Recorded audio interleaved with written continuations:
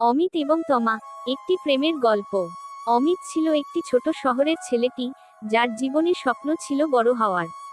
তমা, শহরের সেরা কলেজের ছাত্রী, খুবই মেধাবী এবং আত্মবিশ্বাসী। একদিন কলেজের লাইব্রেরি অমিত ও তমার দেখা হয়। অমিত বই পড়তে গিয়েছিল, আর তমা আসছিল তার প্রিয় বইটি নিতে।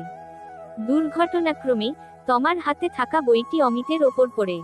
ভালো আছো? তমা বলল, একটু হাসি মুখে। অমিত কিছুটা লজ্জিত হয়ে বলল, হ্যাঁ, ভালো আছি। আসলে বইটি কিছুটা ভারী ছিল। এখান থেকেই তাদের আলাপ শুরু হয়। প্রথমে তারা বই নিয়ে আলোচনা করত, তারপর তাদের পছন্দের সিনেমা, গান, জীবনভরকার স্বপ্ন নিয়ে কথা হতে থাকে। একদিন, যখন তারা কলেজের প্রাঙ্গণে হাঁটছিল, অমিত তমাকে তার অনুভূতি জানায়। তমা, তুমি কি জানো, আমি তোমার সাথে অনেক সময় কাটাতে চাই। আমি তোমাকে ভালোবাসি। তমা কিছুক্ষণ চুপ থেকে বলে, অমিত, আমি জানি তুমি আমাকে ভালোবাসো, কিন্তু আমাদের পথ এখনো অনেক দূরে।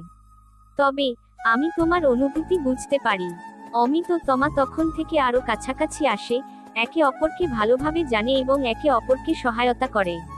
তারা বুঝে যায়, প্রেম সত্যিই শুধু অনুভূতি নয়, এটি দুইজনের একে অপরের প্রতি বিশ্বাস এবং সমর্থন। তাদের সম্পর্ক সেদিন থেকে আরো শক্তিশালী হয়ে ওঠে।